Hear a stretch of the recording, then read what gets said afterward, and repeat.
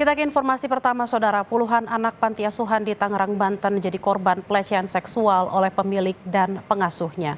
Mirisnya, panti asuhan itu sudah beroperasi selama 20 tahun tanpa izin pendirian yayasan. Polisi menetapkan 3 orang sebagai tersangka, 1 diantaranya masih buron. Aparat kepolisian mengusut ini karena ini sudah bertahun-tahun, sudah 15 tahun, yayasan itu berdiri sudah 20 tahun.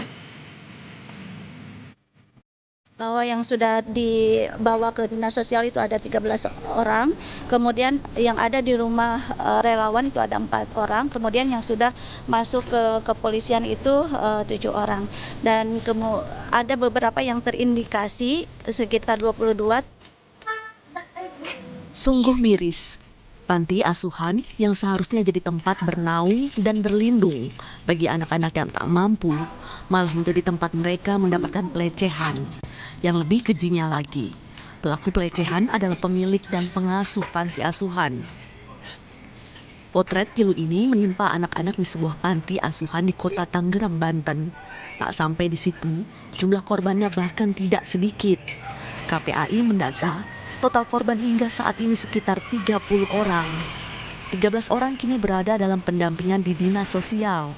4 orang berada di rumah relawan dan ada 7 korban yang datanya sudah masuk dalam laporan polisi. KPAI juga menduga masih ada 22 orang lagi yang terindikasi menjadi korban pelecehan. Kedua, KPAI juga memastikan Kementerian Sosial berperan dalam pemenuhan hak-hak anak korban, baik dari sisi rehabilitasi psikis, fisik maupun sosial. Satu pasal ketika ada kejadian yang seperti ini, sebetulnya siapapun boleh melaporkan. Selain kepada dinas sosial, boleh melaporkan kepada kepolisian, kepada KPAI, kepada Komnas HAM, kepada Ombudsman ataupun lembaga-lembaga pelindungan anak lainnya. Polisi masih memburu satu pelaku lain, yaitu YS, yang merupakan pengasuh panti. YS sudah dimasukkan ke dalam daftar pencarian orang untuk memudahkan polisi melakukan penangkapan. Pelaku lain yang sudah ditangkap berinisial S dan YB. Mereka merupakan pemilik dan pengasuh panti asuhan. Ketiganya juga sudah ditetapkan sebagai tersangka kasus pencabulan dan kekerasan seksual ke anak asuh.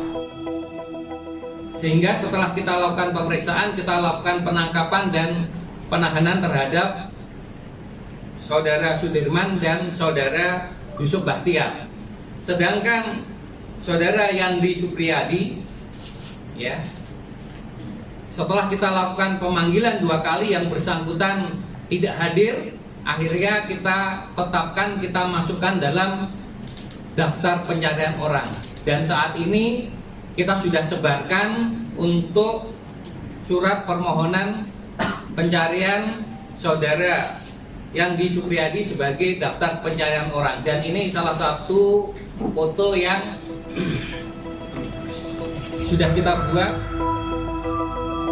Setelah kasus ini jadi sorotan, terkuak pula fakta bahwa ternyata panti asuhan yang sudah berdiri kurang lebih 20 tahun itu tidak memiliki izin operasi pendirian yayasan.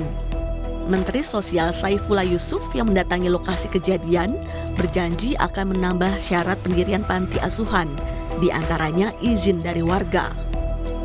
Kita tidak hanya prihatin ini, tapi juga merasa kecewa bahwa anak-anak kita yang semestinya akan menjadi bagian dari masa depan kita dirusak dengan cara-cara yang tentu ini memerlukan perhatian bersama, baik oleh pemerintah maupun masyarakat. Yayasan ini termasuk salah satu yang tidak ada izin atau bagaimana Pak? Yayasan Darussalam ini Pak? Tidak ada sama sekali, ini termasuk yang blank ini. Makanya nanti ke depan saya terus terang juga akan menghimbau atau memberikan suatu persyaratan gitu dalam rangka mendirikan panti asuhan harus mendapatkan persetujuan dari warga sekitar.